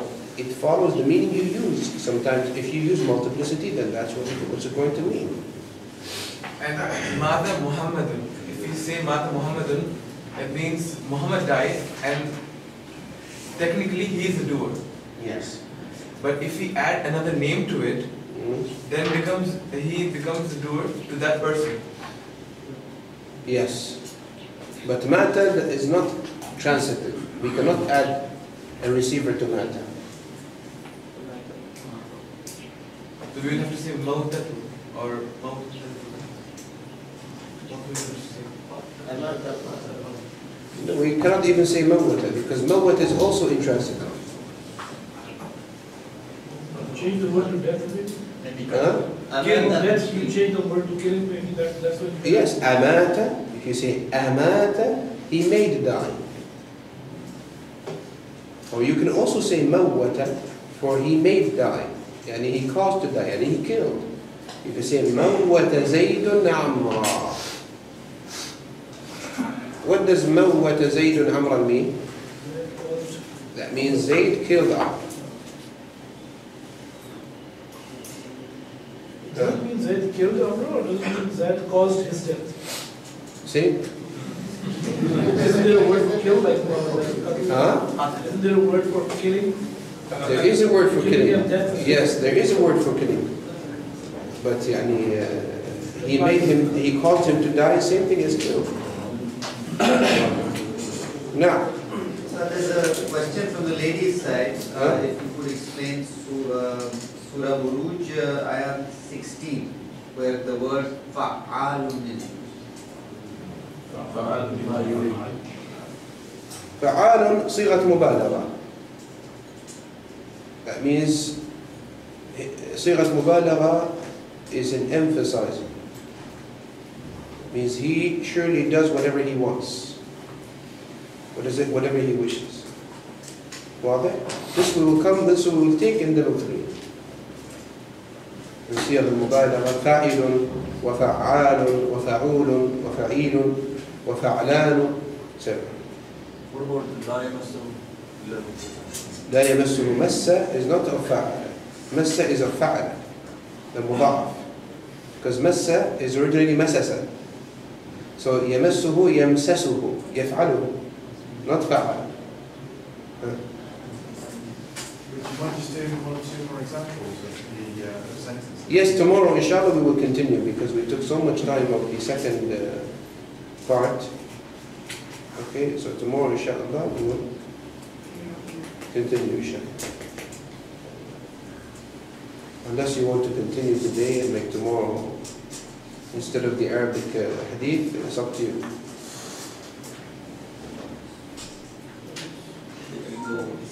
Huh? No? Let me go with the same plan, actually. Same plan, okay. Yeah. So, in the story that we have spoken about in Hadith Jibreel, there are many benefits. The first benefit that we have taken, that this bid'ah, this innovation of al-qadar, of denying the preordained decrement or the divine preordainment, appeared in Al-Basra in the time of the companions, in the life of Ibn Umar. And Ibn Umar died in the year 73. Ibn Umar, who was the son of Umar ibn Khattab, died in the year 73. 73. Okay? But as we said before, that the deviations which happened in the time of the Sahaba, or in the first 3 generations, did not have any power. Okay? They did not have any power. Yes. Any deviation which has appeared in that time, in the first 3 generations, because the Prophet ﷺ praised the first 3 generations, saying, خَيْرُ النَّاسِ قَرْنِي ثُمَّ الَّذِينَ يَلُونَهُمْ ثُمَّ الَّذِينَ يَلُونَهُمْ. The best of people are those of my generation, then the ones coming after, then the ones coming after. So they're the best in every way. You might ask, then how do we conciliate between this and between some innovations happening in their time, in their generation? We say, even though there are innovations that have happened and deviations that have occurred, but they were on an individual scale. They did not appear, and they did not, the people who embraced any innovation did not show. And if they had shown any of their innovation or deviation, they are immediately dealt with by the Sahaba and by the people after them. Is this clear? Yani, whichever innovation or deviation takes place in those first 3 generations, it is immediately disposed of. Because the authority and the power was with the people of truth more. Okay, so the moment anything that happens which is against the Sunnah, they would immediately dispose of it and kill it in its place.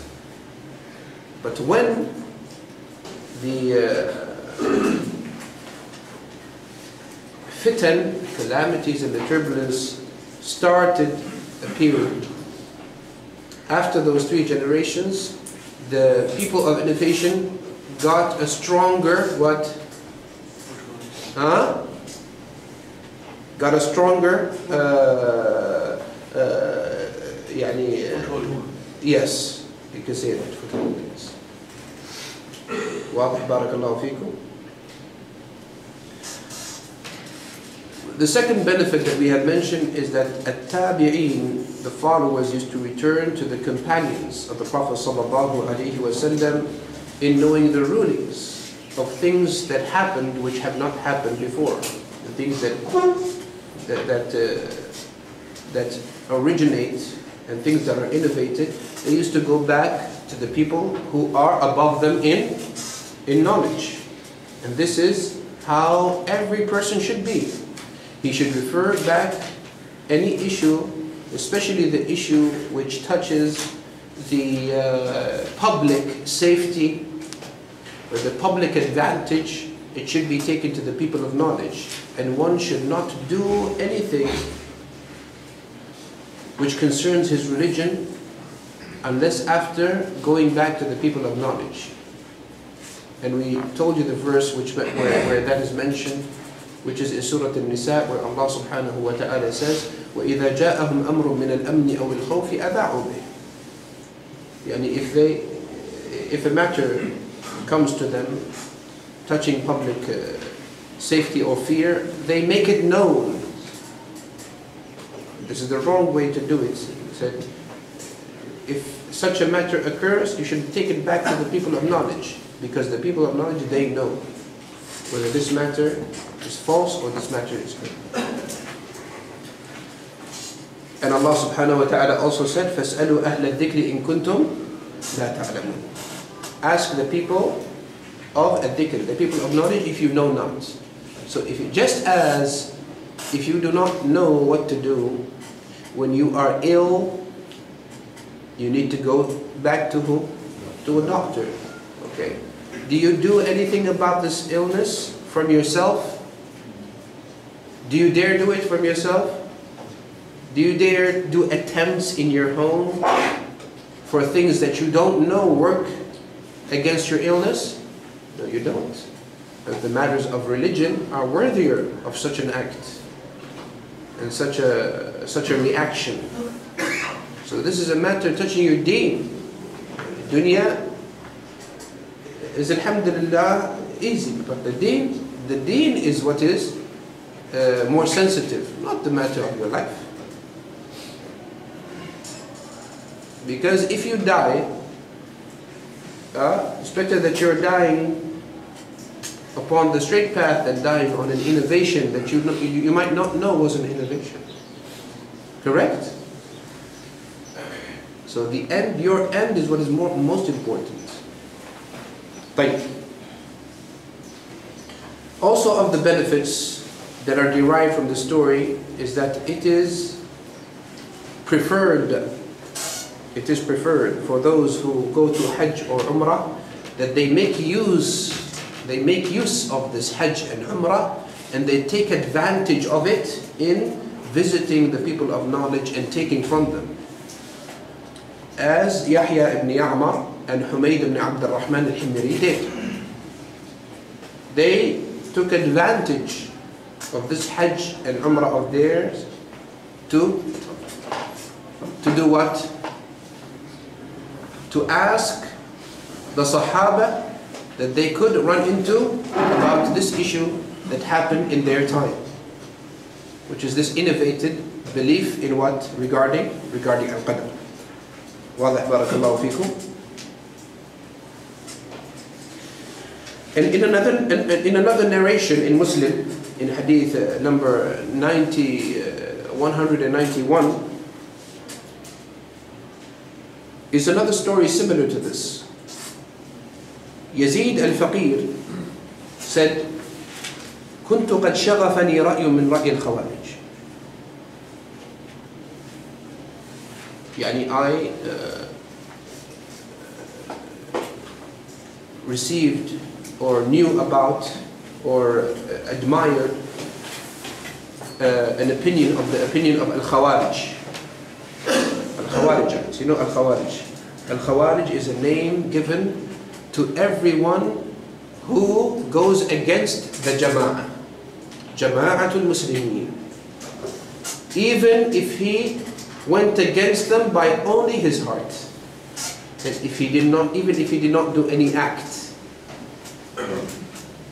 That means if you believe in your heart that you don't have an allegiance for the people in authority, you are of the Khawarij, even if you did not act upon it. Al-Khuruj an al-Jama'ah, going against the Jama'ah, is not just outward, it's also inward. If you have that opinion, that means you are one of the Khawarij, whether you acted upon it or not. Because there's no difference between you and the Khawarij in what you believe. And the Khawarij are the first not to announce this belief, opinion, which is going against the oppressful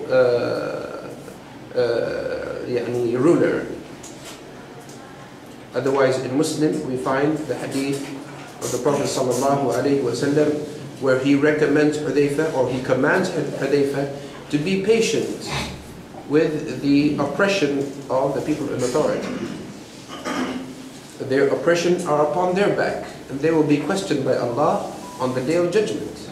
But as for you who is under them, what are you supposed to do? What is obligatory for you to do? What is your responsibility? What is your duty? Your duty is not to make a fitna and cause chaos and mischief. Your duty is to hear and obey. Of course, you don't hear and obey in that which is a sin.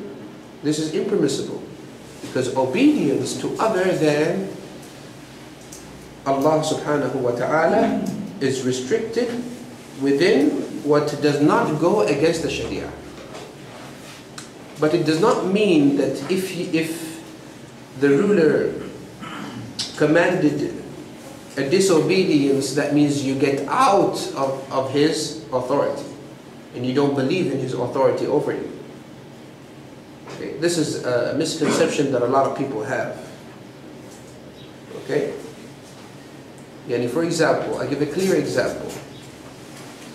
Your parents, okay, they might at some times command you to do something that goes against the religion. Okay? Let's be frank, and that might happen. And it usually happens out of ignorance, and it could happen out of desire. Okay? Now them ordering you, commanding you to do an act of disobedience, does it mean that you don't obey them in other things as well? Does this mean that you leave their obedience completely? No, nobody said that. None of the people of knowledge said that. That's why the Prophet ﷺ only allowed it with conditions. And going against the people in authority is with conditions. One of the conditions, many conditions, one of the conditions the Prophet ﷺ mentioned. He said, إِلَّا أَن تَرَوْا كُفْرًا بَوَاحًا لَكُمْ فِيهِ مِنَ اللَّهِ بُرْهَانٌ. And this has 4 conditions alone in itself, in this statement. It says, unless you see a kufr. Number 1, unless you see a kufr. Is there a kufr? If there is a kufr, then this is the first condition, where you, to go out of the authority of what? Of the people of the rulers. And taraw kufra. So is there a kufr? How is the kufr proven? It has to be verified. Not everything you hear in the news is correct. As a matter of fact, 90% of what you hear in the news today are probably a bunch of lies. Well then, and this is said from the people of experience, not from myself. Once I ran into a reporter, worked as a reporter for 25 years. Okay? And we were, you know how in some departments they come and they just throw you a newspaper. Okay. So we read the newspaper, and I, knew the statement that they said that 70% of what you read in the news is not correct, or does not have, is not verified. So he corrected me, saying that was before. That was maybe 5 years before, 10 years before. But now 90% of what is in the news is not verified. Okay? على كل حال. So al-kufr, how is it proven? It's not proven by hearsay and she said. She said. He said and she said. ترى كفرا بواح. بواحا apparent. Clear. Manifest. No doubt in it. And then he said, لَكُمْ فِيهِ مِنَ اللَّهِ بُرْهَانٌ.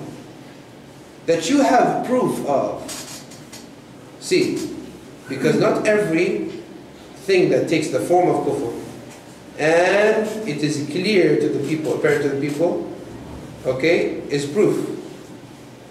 Because sometimes someone does it ignorantly. And there are conditions in kufr befalling someone. واضح؟ أن تروا كفرا بواحا لكم فيه من الله برهان. That you have clear proof of. And in another hadith, the Prophet ﷺ says, لا ما أقاموا فيكم الصلاة. As long as they pray, and as long as they preserve the prayer with you, then it is not permissible to go against them. To the point that the scholars said, even if there was a verified kufr, you are not allowed to go against the ruler, except with a condition. With the condition that you had the ability to. Because this issue touches the public safety and fear. Okay? And now we have two evils. We have two evils. That was if it was verified. Okay? We have, of course we have two cases. We have the cases of oppression and the case of disbelief. In the case of oppression, there is oppression.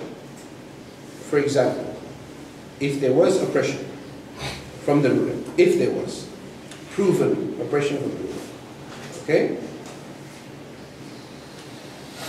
It is not allowed to go against him. Why? Because now we have two evils. We have his oppression,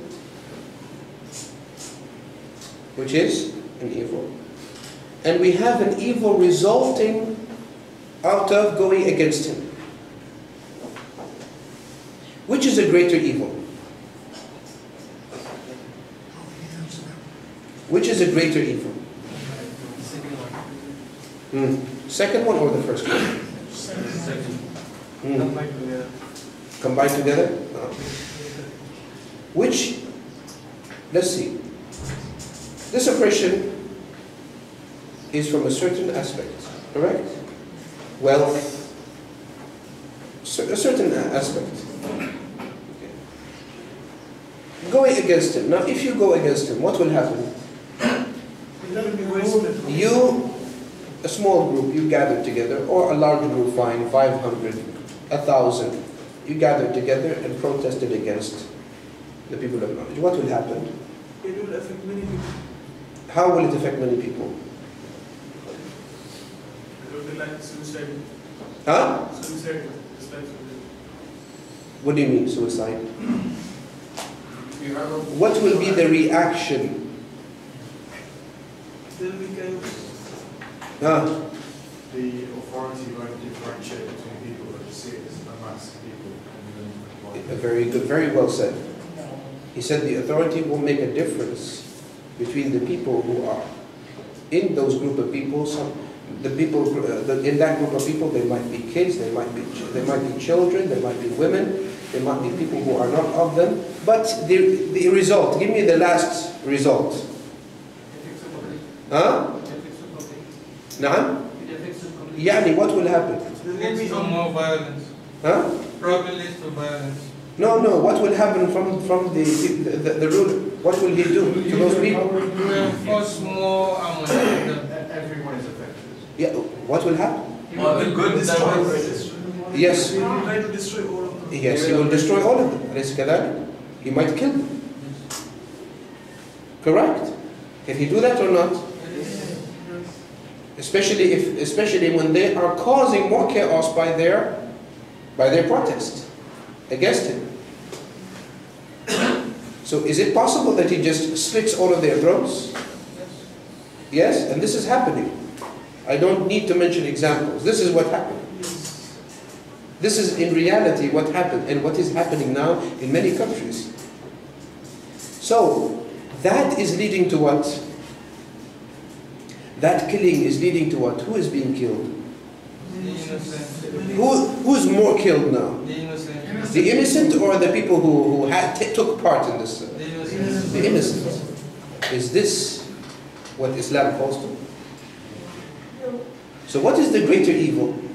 The greater evil surely is in going against him. But staying under him, even though there's oppression, this is a lesser evil than going against him. And this is a unanimous agreement. This is not a matter of dispute, by the way. This is unanimous agreement from the scholars. Many quotes in all of their books. Al-Nawawi, if you read to Al-Nawawi, you go under this hadith, he will mention to you that unanimous agreement. There's no one who has disputed this. That's why if you go to the seerah of the Prophet sallallahu alaihi wasallam, the Prophet sallallahu alaihi wasallam, when was jihad ordained? When? After how many years? 13 years. Wasn't the Prophet sallallahu alaihi wasallam able 5 years after his call to gather the group that is with him and take their swords and fight? Wasn't he able to or not? Was it possible or not? He didn't do it. This, if him and a minority, the minority with him, took their swords against the mushrikeen, what will the mushrikun do? They will kill them all. End of the story. Correct? That is why he was forbidden from fighting. And there were people forbidden from fighting. Do not fight. La yajuz. Not permissible to fight in this time. In the time where you are weak, you cannot fight. What good will a bunch of stones do in front many tanks and bombs? What good will it do? What good will it do? Nothing. It will do nothing at all. That's why at times Allah subhanahu wa ta'ala forbid fighting. As Allah subhanahu wa ta'ala said in Surah An-Nisa, أَلَمْ تَرَ إِلَى الَّذِينَ قِيلَ لَهُمْ كُفُّوا أَيْدِيَكُمْ وَأَقِيمُوا الصَّلَاةَ وَآتُوا الزَّكَاةَ فَلَمَّا كُتِبَ عَلَيْهِمُ الْقِتَالُ إِذَا فَرِيقٌ مِّنْهُمْ يَخْشَوْنَ النَّاسَ كَخَشْيَةِ اللَّهِ أَوْ أَشَدَّ خَشْيَةً. Surah number 4, verse number 77. Have you not seen those who were told to hold back their hands from fighting?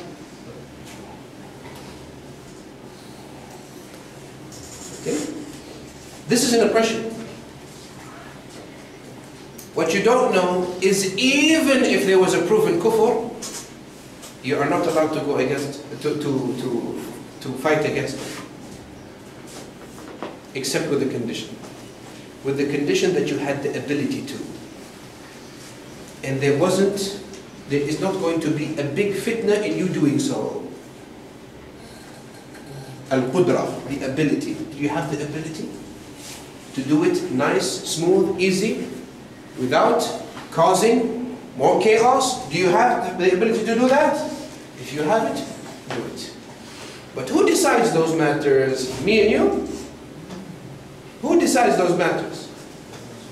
The scholars. Not any scholars, the senior scholars, big scholars. As Allah subhanahu wa ta'ala said in the same surah, وَإِذَا جَاءَهُمْ أَمْرٌ مِّنَ الْأَمْنِ أَوِ الْخَوْفِ أَذَاعُوا بِهِ وَلَوْ رَدُّوهُ إِلَى الرَّسُولِ وَإِلَى أُولِي الْأَمْرِ مِنْهُمْ لَعَلِمَهُ الَّذِينَ يَسْتَنبِطُونَهُ مِنْهُمْ وَلَوْلَا فَضْلُ اللَّهِ عَلَيْكُمْ وَرَحْمَتُهُ لَاتَّبَعْتُمُ الشَّيْطَانَ إِلَّا قَلِيلًا. This is in the same surah.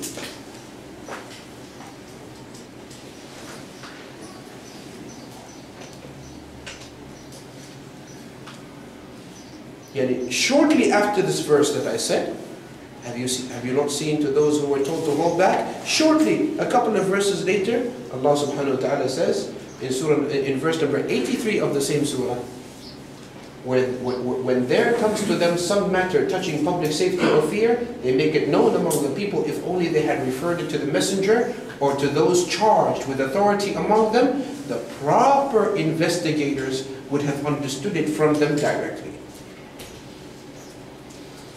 واضح بارك الله فيكم.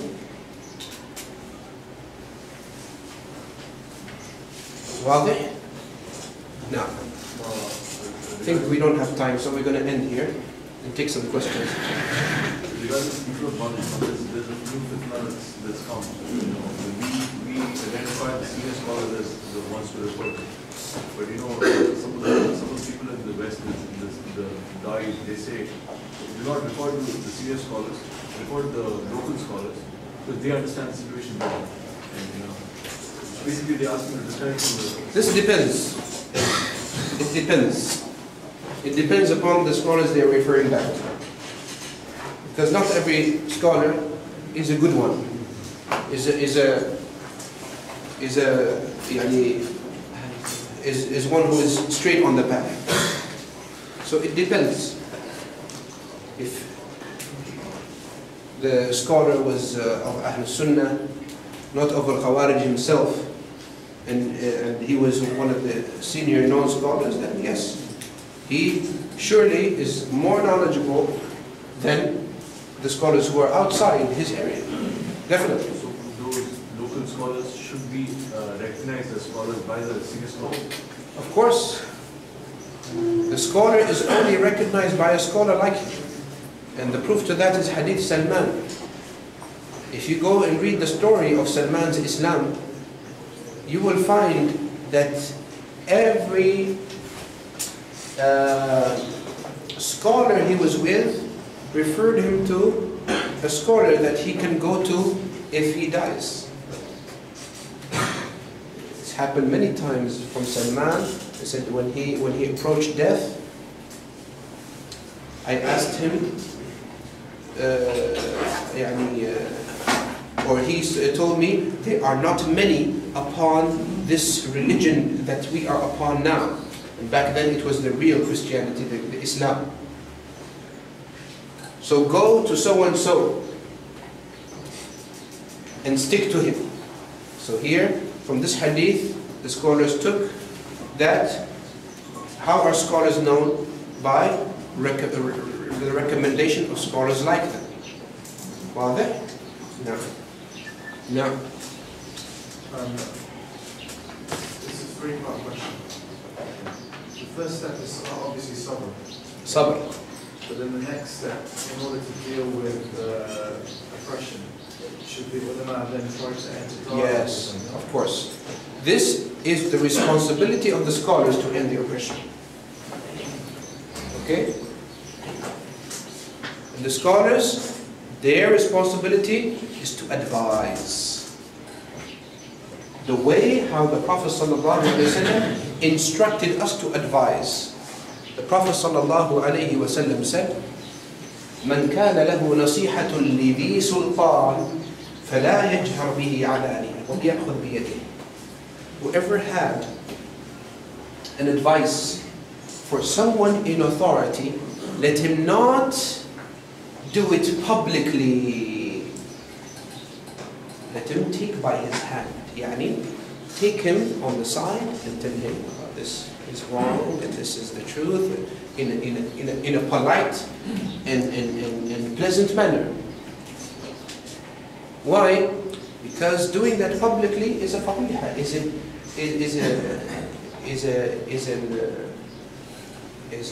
do you call it? What is meant from the nasiha? What is meant from the nasiha? Is it to expose the person? What is meant from the nasiha? Is not what is meant from the nasiha. Is the person to return back to the right way? So this is the wisdom out of nasiha. The wisdom out of nasiha is not to expose the person. It's not to humiliate him. Especially if he was of an authority. Yani, for example, if you go to a masjid and an imam does something which you might presume or assume, pardon me, that it is something wrong, and in most cases you are wrong, because the imam might do something that would seem wrong to you, but because you have lack of knowledge, you see that is wrong. Let's say he did something that is most likely taken as a wrong thing. What do? You get up and you embarrass him in front of the people and say that you did this wrong, or did this wrong, or you did that wrong. What will this happen? What will this result in? It will result in people like you who will get up as well and increase what? The disrespect of the imam. So what will happen? The imam will fall in the people's eyes. Is this what Islam tells you to do? But the right way to do it is go to the imam in the form of question. In the form of question. Because you do not know why the imam did that. And you are the one with less knowledge. And you are not going to him to teach him. I'm not saying that imam is a saint. Don't understand me wrong. But I'm saying he's an imam. It means he is, in most cases, more knowledgeable than you are in matters of prayer. So you go to him, I saw you do this and this. Was there a particular reason for this, or is this correct? Is this correct, what we have done? Say, what we have done. See? What is more polite? What you have done? Or what we have done? What we have done, is this correct? Please, can you guide me to the proof of this? Because I do not know this. This is the first time I come across this. واضح? Whether with anyone in authority. Anyone in authority. واضح بارك الله فيكم. Clear? نعم تفضل. If you have a country and there's an invading. Oh, so, okay, this is the last question. Now. Let's say, for example, there's a country and it's invaded. Okay? The president of the country who you were abiding under is now on top. Okay? And the invading army is oppressing the people. What happens in that situation? Is it right to fight back as a country? Yeah, fighting back is a different issue. Okay, when the country is surrounded by the enemy. Okay, the enemy. When the country is surrounded, the scholars say all the people have to fight. Women, all of them. Surrounded. And this issue is taken, studied thoroughly in a whole chapter in fiqh called al-jihad. There's a chapter in al-fiqh called al-jihad. All the rulings of al-jihad are there. Now if you ask 90% of those who go and do jihad under the name jihad, of course, in most cases, it's not a jihad. Invalid jihad. If you ask them what are the rulings of a jihad, I dare you that you get the answer. They don't even know the rulings of jihad. So we have to put things in its places, barakallahu fikum. Not just the name.